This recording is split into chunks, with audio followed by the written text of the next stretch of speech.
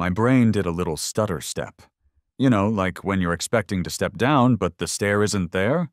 Instead of the gentle, undulating landscape of a freshly snowed-in suburban drive, there was a wall. A solid, perfectly sculpted, unnervingly perpendicular wall of snow. It wasn't a drift. Drifts are whimsical, nature's little practical jokes.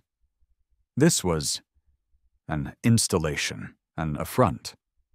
It started at one edge of my driveway, rose to about 4 feet, and stretched with an almost architectural precision to the other side, completely, utterly, and malevolently blocking me in. "Well, that's not right," I murmured, coffee forgotten halfway to my lips. My breath fogged the window. "That's architecturally malicious." A beat of silence as my mind tried to process the sheer, unadulterated audacity of it. "This has Brenda written all over it. Brenda, our HOA president, our neighborhood's self-appointed guardian of all things beige and boring. The woman who once tried to issue a formal warning because our welcome mat was, and I quote, excessively jovial. I pulled on my boots, grabbed my heaviest coat, and stomped out the front door. The air was biting, but not as biting as the injustice currently residing on my asphalt. Up close, the snow wall was even more impressive. Packed tight, smooth sides. It was the Great Wall of Petty. And there, perched right on top, was a tiny, lopsided snowman, its button eyes fixed on my front door in a gaze of pure, unblinking judgment. If a snowman could smirk, this one was definitely smirking. "Subtle, Brenda," I muttered, kicking at its base. It didn't budge, of course it didn't. Brenda's malevolence was always well constructed. I remembered a conversation with Sarah just last week.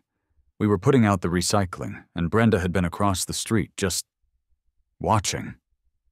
"Brenda just stared at my recycling bins," I'd told Sarah later, a little creeped out. "For like 5 solid minutes. I think she was measuring the distance between them with her eyes. Probably checking for regulation bin spacing." Sarah, bless her practical heart, had just sighed. "Just ignore her, honey. She feeds on attention, and probably the souls of improperly sorted plastics." Back in the present, staring at Mount Brenda on my driveway, Sarah's advice felt a little inadequate. "Ignore her," she said. I grumbled to the judgmental snowman. "How do I ignore Mount Everest when it's taken up residence between me and my ability to buy milk?" The knot of Brenda-induced frustration, a sensation I'd become intimately familiar with over the past 3 years, tightened in my gut. This wasn't just snow. This was a statement. A declaration of war fought with frozen water and passive aggression. Decision made, I crunched across my snow-violated lawn towards Brenda's house. Her driveway, naturally, was a masterpiece of snow-clearing efficiency. Not a flake out of place. You could have eaten off it. And there she was, Brenda herself on her heated porch, wrapped in a fluffy pink robe that probably cost more than my monthly mortgage payment. She was sipping tea from a delicate china cup, surveying her kingdom like a frost queen on her icy throne. "Morning, Brenda," I called out, my voice sharper than I intended. "Interesting new landscaping feature you've installed. On my property." She turned her head slowly, a movement that probably took 3 business days to complete. Her perfectly coiffed silver hair didn't even ruffle in the slight breeze. "Good morning, Michael," she said, her voice as smooth and cold as the ice forming on my car. "The HOA guidelines are quite clear about snow removal, common areas and individual responsibilities. Section 4, subsection B, I believe." "Right," I said, jamming my cold hands into my pockets. "And did the guidelines, Section 4, subsection B, or perhaps the secret, unwritten subsection C for general annoyance, mention anything about relocating an entire glacier to block a neighbor's access to, oh, I don't know, civilization?" Brenda took a delicate sip of her tea, her eyes, the color of a winter sky, flicking over me with disdain. Your interpretation of events is vivid, Michael. I simply ensured the community plow, which I personally supervised this morning, had clear access to the common thoroughfare. Any spillover onto your designated private space is, regrettably, your concern. A tiny, almost imperceptible smile played on her lips. Oh, she was enjoying this. This was her art.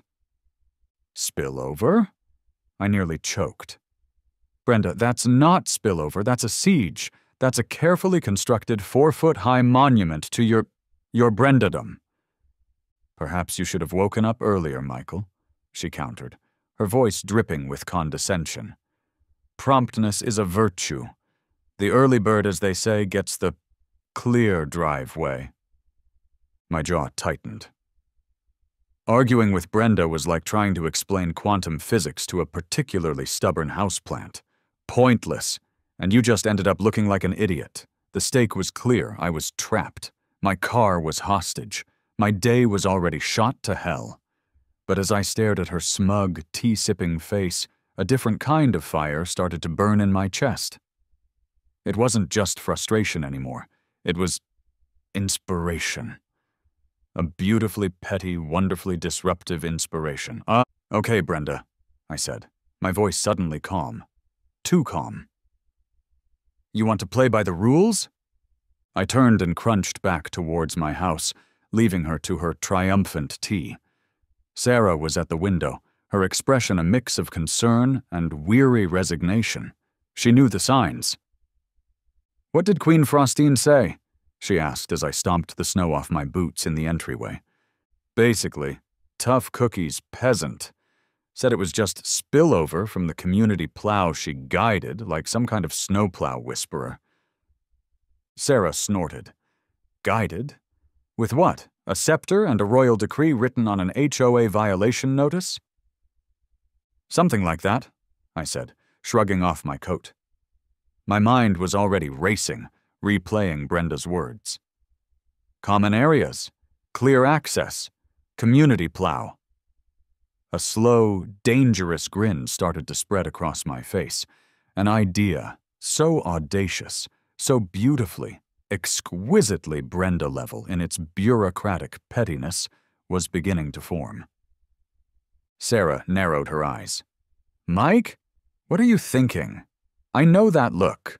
That's your, I'm about to do something deeply satisfying and possibly borderline with local ordinances look.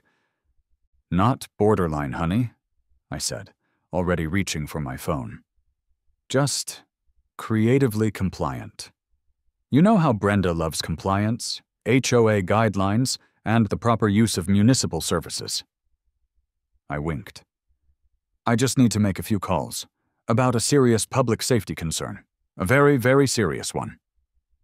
Sarah sighed, but there was a hint of a smile playing on her lips now, too. Just try not to get us arrested before lunch, okay? No promises, I said, already dialing. But I promise it'll be memorable.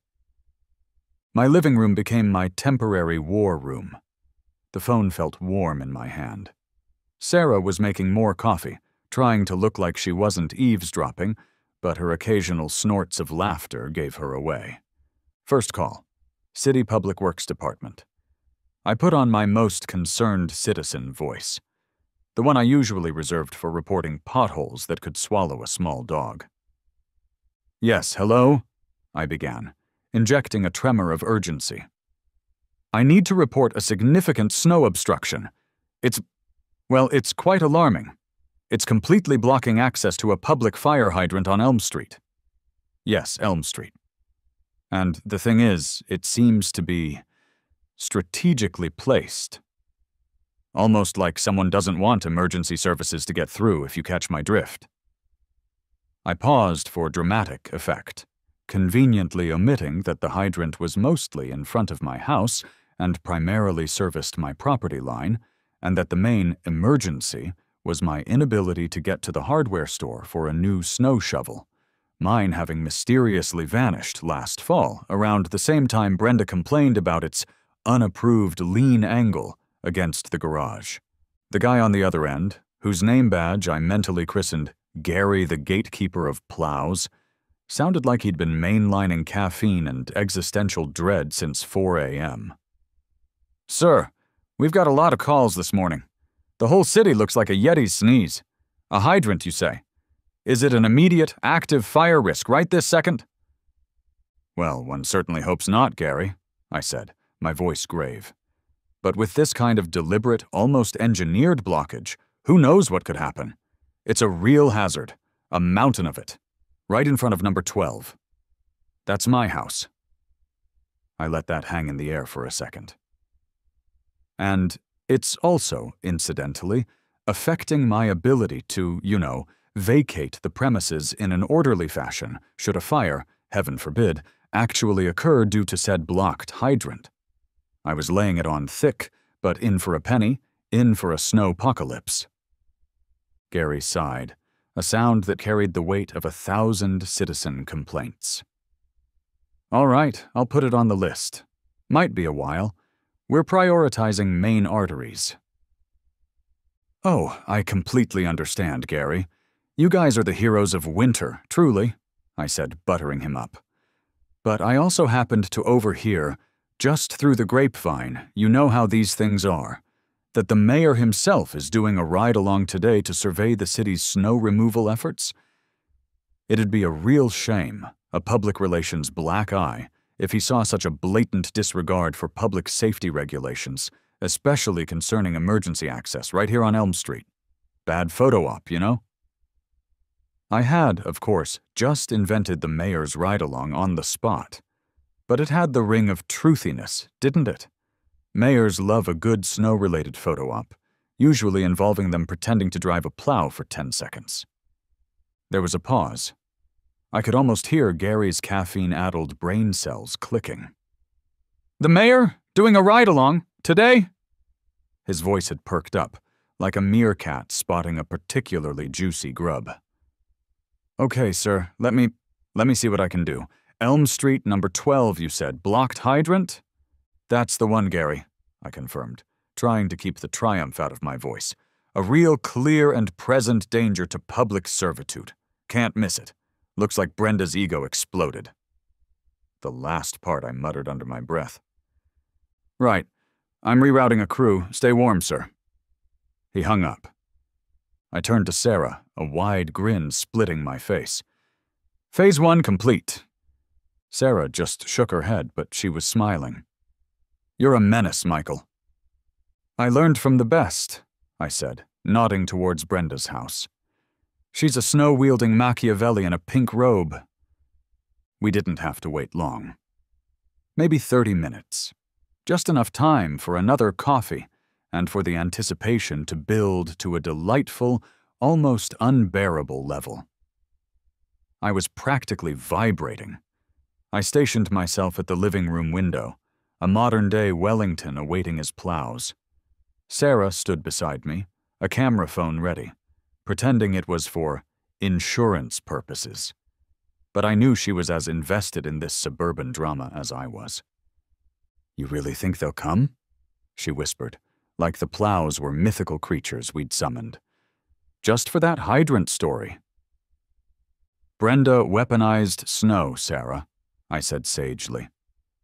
"I'm merely escalating the municipal response to a proportional level. It's practically in the city charter. Probably." Then we heard it. A distant, guttural rumble. Then another, closer. And a third, unmistakable roar of heavy diesel engines and scraping steel.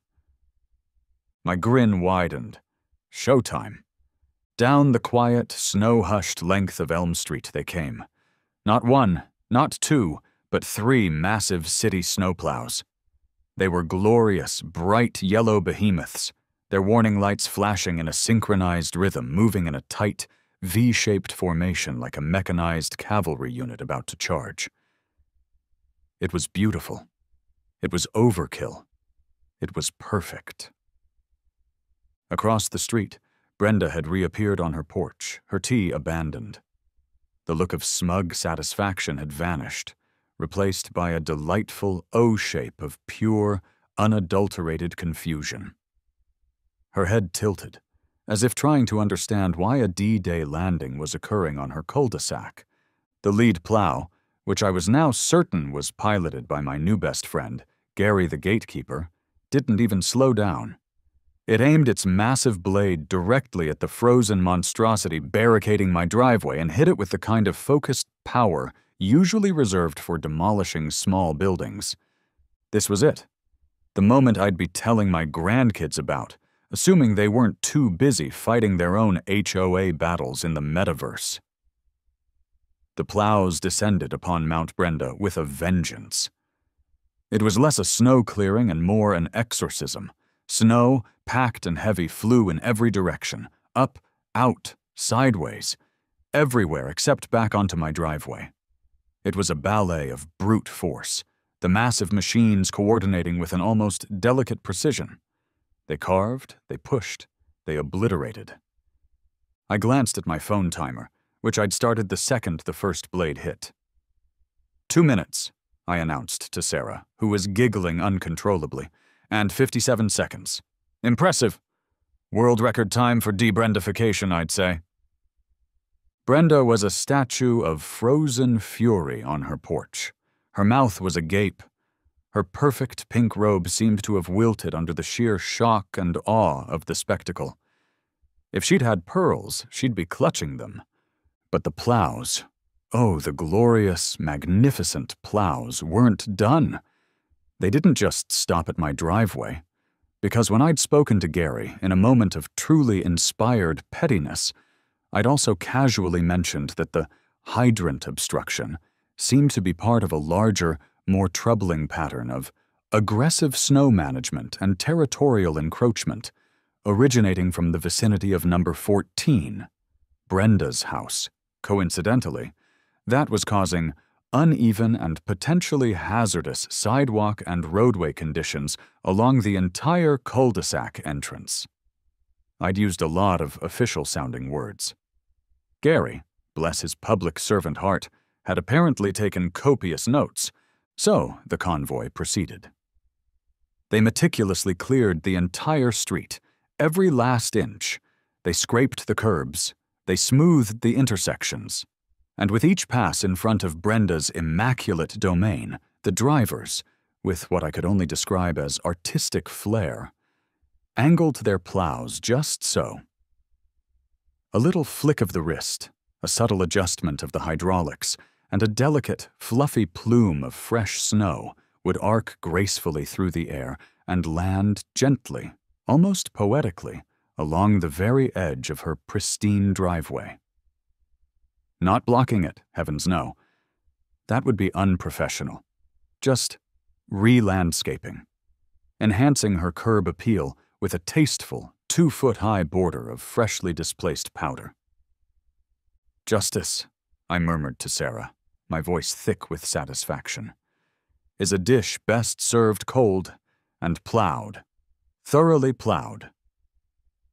Sarah was laughing so hard she had tears streaming down her face, leaning against the window frame for support. "Oh my God, Mike, you're terrible. This is epic." As the last plow, Gary's chariot, rumbled past for a final majestic sweep, Gary himself leaned out of the cab. He was a big guy, beard frosted with ice, a grin wider than his plow blade. He caught my eye, and then the legend, he actually winked. "Hydrant's all clear, sir," he bellowed over the engine noise. "And, the rest of the hazard, too. Looks like we nipped that public safety issue right in the bud. You have a good one." "You too, Gary," I shouted back, giving him a thumbs up that felt woefully inadequate for the level of service rendered. "The city's lucky to have you. You're a true artist of asphalt." An unlikely alliance, forged in snow and shared disdain for officious busybodies. Gary was my hero. Brenda looked like she'd swallowed a bag of angry wasps. She finally snapped out of her stupor and marched, or rather, skidded precariously in her fluffy pink slippers across the freshly plowed street towards my now beautifully clear driveway. Her face was a mottled shade of puce. "Michael!" she shrieked, her voice cracking like thin ice. "What is the meaning of this? You called them? This is an outrageous abuse of city resources. This is anarchy." I adopted my most innocent, law-abiding citizen expression. "Me, Brenda? I merely reported a significant safety hazard that was endangering public property and, potentially, lives. As is my civic duty, outlined in, I'm sure, some city ordinance or other. The one you so thoughtfully constructed." I gestured to the former site of Mount Brenda. The Public Works Department seemed to agree it was a serious issue, especially, I added, unable to resist, with the mayor doing his rounds. Wouldn't want him to trip over an unauthorized snowdrift and sprain the mayoral ankle, would we? Brenda stared at me, speechless for possibly the first time in her adult life. The mention of the mayor seemed to have short-circuited her outrage. "The mayor," she whispered, deflating slightly. "Terrible shame if he saw our little Elm Street in such disarray, wouldn't it?" I said cheerfully. "Now, if you'll excuse me, I have a day to get to. Groceries to buy, errands to run. You know, things people with accessible driveways do." I gave her a small, polite wave and turned back towards my house, whistling a jaunty tune. The war was far from over, I suspected. Brenda wasn't the type to go down without a protracted, multi-front campaign of HOA violations and thinly veiled threats. But for today, victory was mine. And it tasted as sweet and cold as freshly fallen snow. The sweet taste of victory, however, had a short shelf life in Brenda's world. About 3 days later, just as I was starting to think I'd achieved a lasting peace through overwhelming plow power, an official-looking envelope appeared in our mailbox. Cream-colored, heavy bond paper. The kind of paper that usually means you either owe someone a lot of money or you're about to be deeply inconvenienced. Inside, a crisply printed letter. Elm Street Homeowners Association. Official notice. Emergency HOA meeting. Agenda. Unauthorized alteration of common area snow distribution and misuse of municipal services by resident Michael. My last name. Further discussion on revised driveway aesthetics and community plow engagement protocols. I read it twice. Unauthorized alteration of common area snow distribution? I said aloud to Sarah, who was peering over my shoulder. Is that even a real thing? It sounds like something out of a bad sci-fi movie. Captain, the aliens are altering the common area snow distribution. And revised driveway aesthetics. Sarah snorted. Is she planning to mandate driveway Zen gardens now? Oh, for crying out loud, I groaned, crumpling the letter slightly before smoothing it out. She's actually doubling down. She's not just going to let this go, is she? This isn't about snow anymore, Sarah. This is about her pride, her iron-fisted, perfectly manicured HOA guideline-quoting pride. Well, you did kind of orchestrate a 3-plow municipal intervention on her authority, Sarah pointed out, not unreasonably. She built a 4-foot wall of spite on my property, I countered. It was a proportional response, mostly. I knew I couldn't just ignore this. Brenda, armed with an HOA meeting agenda, was like a shark armed with a laser beam. Dangerous, and likely to aim for the most vulnerable parts. I decided it was time to see if there were any other fish in Brenda's crosshairs. Operation Suburban Solidarity commenced the next morning. I started with Mr. Henderson from 2 doors down. He was an elderly gentleman, mostly kept to himself, but I'd seen Brenda lecturing him about the height of his rose bushes once. "Mr. Henderson," I said, after the initial pleasantries about the weather, still cold, still Elm Street. "Got a bit of an HOA situation. Brenda's called an emergency meeting. About me, mostly, and snow." Mr. Henderson's kindly eyes twinkled behind his glasses. "Ah, Brenda, our little neighborhood Napoleon. What's she accusing you of this time, son? Aggressive snowman placement?" "Close," I said. "Apparently I altered the common area snow distribution." He chuckled, a dry, papery sound. Sounds like her. She tried to find me last summer because my garden gnome, Bartholomew, was, and I quote, excessively whimsical and projecting a nonconformist ethos potentially disruptive to community visual harmony. Bartholomew the gnome? I asked, trying to picture it. What did you do? Told her Bartholomew was a combat veteran with a Purple Heart, and to show some respect. She hasn't mentioned him since. I liked Mr. Henderson. Next, I visited the Rodriguez family across the street. Maria was a young mom with 2 energetic kids. Maria, got a sec? It's about Brenda. Her eyes widened. Oh no, what now? Did she see the kids' hopscotch outline on the sidewalk? She told me last week it was an unapproved public art installation, and I had until Friday to rectify the graffiti. Worse, I said. She's basically accused me of weaponizing the Department of Public Works. I explained the Snowplow saga. Maria listened, her expression shifting from concern to outright glee. You didn't! Oh, Michael, that's brilliant! She's had it coming for years. Remember when she tried to get a petition going to ban trampolines because they were an eyesore and promoted unstructured aerial activities? I'm beginning to see a pattern, I said. She's not just after me. She's an equal opportunity fun squasher. Count me in for that meeting, Maria said, a determined glint in her eye. I've got a few things to say about unstructured aerial activities myself and chalk art. It turned out Elm Street was a powder keg of suppressed Brenda-related grievances. There was Mrs. Gable, who'd been warned about the non-regulation hue of her flower pots. There was Tom from the corner house, who'd received a notice about his basketball hoop being visually intrusive.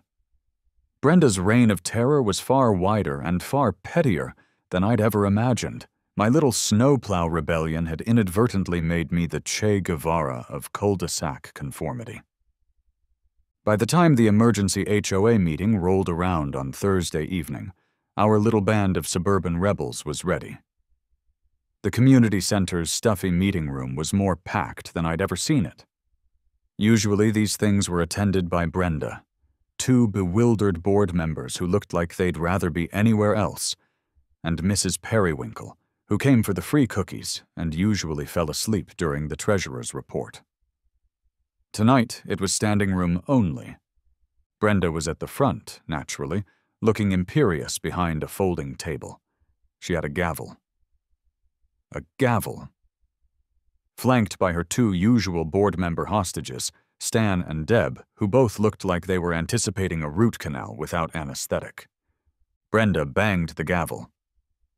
This emergency meeting of the Elm Street Homeowners Association is now in session, she declared, her voice resonating with self-importance. She launched into her presentation, which included blurry, zoomed-in photos of the snowplows, Exhibit A, the instruments of municipal overreach, and a dramatic, almost tearful recounting of how her carefully curated winter streetscape had been brutally violated. She painted me as a suburban anarchist, a rogue agent sowing discord and misusing taxpayer-funded snow removal equipment for personal vendettas. It was quite a performance. I almost applauded. When she finally finished, a smug little smile on her face, I stood up. Brenda, I began calmly, that was a very creative interpretation of events. The common area snow distribution you're referring to was a 4-foot wall of snow completely blocking my driveway, my car, my ability to leave my home. I reported a safety hazard, a blocked fire hydrant, to be precise, which it was. The city responded. Very efficiently, I might add. Then, before Brenda could unleash another volley, Mr. Henderson rose slowly to his feet. Brenda, he said, his voice quiet but firm. Speaking of alterations and aesthetics, I'd like to discuss Bartholomew, my gnome. Brenda's eye twitched. Mr. Henderson, this is hardly the time. Oh, I think it is, he said. If a gnome can be considered a threat to community visual harmony, then perhaps the real threat here is an overzealous and frankly quite ludicrous interpretation of vaguely written bylaws by someone with too much time on her hands. A wave of murmurs and a few outright amens swept through the room. Maria Rodriguez stood up. "And what about chalk art, Brenda? My kids can't draw a smiling sun on the sidewalk without it being labeled unapproved graffiti? This is a neighborhood, not a museum of beige." Tom from the corner house chimed in about his basketball hoop. Mrs. Gable lamented her flower pots. It was a floodgate opening. One by one, residents shared their tales of Brenda's petty tyrannies. The bewildered board members, Stan and Deb, were visibly wilting under the barrage. Stan kept wiping his forehead with a handkerchief, and Deb looked like she was mentally composing her resignation letter. The meeting dissolved into what could only be described as comedic chaos. Brenda, for once, was on the back foot, her face flushing, her attempts to gavel everyone into silence failing spectacularly. It was beautiful. The people had spoken, and they were tired of being told their gnomes were too whimsical. The next morning, nursing a slight headache from the sheer emotional whiplash of the HOA meeting, I was surprised by a knock at the door. It was a sturdy-looking guy in a work coat, holding a clipboard. A landscaping contractor's truck was parked at the curb. "Mike, my last name?" he asked, looking a bit perplexed. "Yeah, that's me," I said, bracing myself for another HOA-related absurdity. "Can I help you?" He frowned at his clipboard. "Got a work order here from a Miss Brenda, Brenda's last name. Says you requested an emergency, he squinted. "A driveway snow mitigation assessment and decorative berm construction consultation." He looked up at me, his expression a perfect blend of confusion and suspicion. "She paid up front, cash. Said it was urgent, real insistent." I stared at him. Then I stared at the truck, then back at Sal. His name tag read, "Sal's Supreme Landscaping. We dig it." A slow, incredulous laugh started to bubble up from my chest. "Brenda. Oh, Brenda, you magnificent, self-sabotaging fool. In her fury and desperation to nail me to the HOA cross, she must have called a contractor to get evidence of my supposed driveway alterations, or to quote some absurd fine for improper snow management. But the way she'd worded the work order, in her typical, overly officious HOA jargon, it sounded like she was hiring Sal for me, to help me build better snow berms. She's trying to play 4D chess, I thought, a wave of pure, unadulterated mirth washing over me. And she's somehow managed to trip over the board, knock all the pieces into her own face, and checkmate herself. Bless her pointed little control-freak heart. I grinned at Sal. "Well, Sal, since she's paying, let's consult. I'm thinking something tasteful for next winter, yet utterly impenetrable. Perhaps with gargoyles, made of ice, and a moat. A shallow, aesthetically pleasing HOA-compliant moat." Sal, after a moment of stunned silence, broke into a wide grin. He clearly wasn't paid enough to question the weirdness of Elm Street. "You know," he said, tapping his pen on the clipboard, "I like the way you think. Decorative berms, you say? Got a few ideas about reinforced snowdrift architecture myself." And so began the great decorative berm consultation of Elm Street, generously funded by Brenda herself. Sal, it turned out, had a fantastic sense of humor and a surprising flair for the dramatic. We stood in my driveway, which was, by now, completely clear of any offensive snow, and very loudly discussed the structural integrity of various imaginary snow fortifications. "Now, for the ice gargoyles," I mused, loud enough for Brenda, who I could see twitching behind her lace curtains, to hear clearly. "Do you think we should go for a classic Gothic style, Sal, or something more abstract and modern? We want them to be intimidating, but also, visually harmonious with the neighborhood's existing beigeness." Sal stroked his chin thoughtfully. Good point, Mike. Gothic has that timeless appeal, but modern abstract could really make a statement. Says, I'm secure in my snow defenses, but I'm also forward-thinking.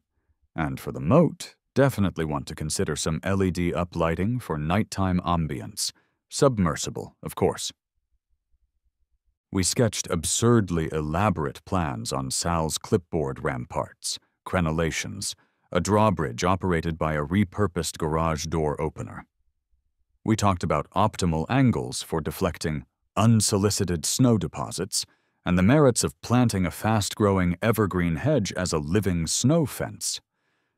Sal even suggested a small, decorative catapult for returning misdirected precipitation to its point of origin.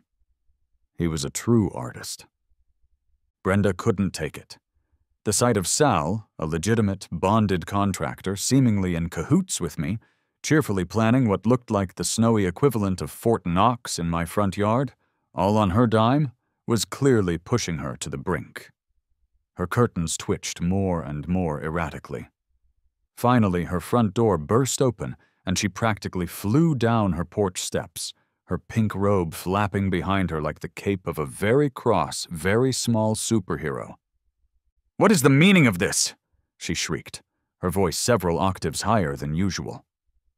"What are you doing? I hired you," she jabbed a trembling finger at Sal, "to document his infractions, to provide an estimate for the damages his plow-calling hooliganism has caused, not to collaborate on this frozen folly." Sal, bless his professional cool, just calmly held up the work order she'd signed and paid for. "Ma'am," he said, his voice a soothing baritone, "I'm just following the signed paperwork. It clearly states, driveway snow mitigation assessment and decorative berm construction consultation. You paid for an hour of my time to consult on said decorative berms. We're exploring options. Very creatively, I might add." "And we're making fantastic progress, Brenda," I chimed in brightly. Sal here has some truly wonderful ideas for reinforced snowdrift architecture. We were just discussing the optimal trajectory for the, precipitation redirection system. I winked at Sal. Sal nodded gravely. "The aerodynamics are key, ma'am. Don't want any blowback." Brenda just sputtered. Words seemed to fail her. She made a series of small, strangled, squeaking noises, like a teapot about to explode. Her perfectly coiffed hair seemed to vibrate with indignation. This was the final straw. The sight of her meticulously laid plans not only failing, but actively backfiring to fund her nemesis's defensive snow strategies was apparently too much for her HOA-hardened psyche to bear. She stomped her foot, let out a frustrated yell that was surprisingly loud for someone her size, and then, defeated, turned and marched back into her house, slamming the door with enough force to rattle her wind chimes into a discordant frenzy. It wasn't a full public meltdown with weeping and rending of garments, but for Brenda it was the equivalent of a white flag, a very angry, very pink, robe-clad white flag. The aftermath of the Great Elm Street Snow War of '24 was surprisingly peaceful. The HOA board, visibly shaken by the near insurrection at the emergency meeting, and likely terrified by the prospect of funding any more of my decorative berm consultations, quietly held another, less publicized meeting. A few of the more draconian and vaguely worded bylaws were clarified. The one about excessive whimsy was discreetly retired. There was even a rumor that Deb and Stan had strongly suggested Brenda consider taking a long, relaxing cruise, preferably to a hemisphere currently experiencing summer. Brenda was still around, of course. A force of nature like Brenda doesn't just vanish. But she was subdued. The imperious set of her jaw had softened. She still patrolled the neighborhood, but her pronouncements on minor infractions became less frequent, her gaze less judgmental. Perhaps she was merely regrouping, plotting a new strategy for next winter. Or perhaps, just perhaps, she'd learned that there's a limit to how far you can push a man with a phone and a working knowledge of how to creatively interpret public safety concerns. I, on the other hand, became something of a minor local legend. "The Snow King of Elm Street," Mr. Henderson called me, with a wink. "The Plow Whisperer," Maria's kids dubbed me.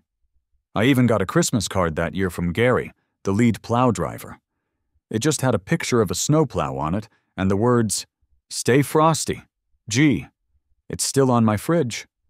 Months later, spring had finally, blessedly arrived on Elm Street. The snow was a distant memory, replaced by daffodils and the drone of lawnmowers.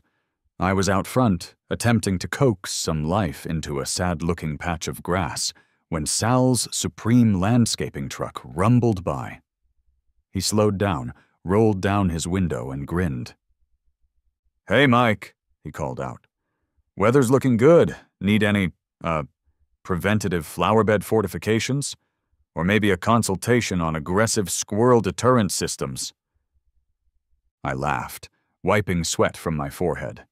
"Not today, Sal. I think the squirrels and I have reached a détente, but thanks for asking." He gave a cheerful wave and drove on, off to dig it somewhere else. I stood there for a moment, coffee cup in hand. It was a Saturday. Coffee was an all-day affair, and looked around at my peaceful, relatively normal suburban street. The sun was shining. Birds were chirping. No 4-foot walls of spite in sight. "Yeah," I murmured to myself, taking a sip. "Sometimes a little bit of snow, or a whole lot of it strategically relocated, can change everything. Especially when you've got the city plows on speed dial, and an HOA president who's just a little too clever for her own good. And for the first time in a long time, the only thing I worried about was whether my grass would ever turn green. It was a good feeling, a very good feeling indeed.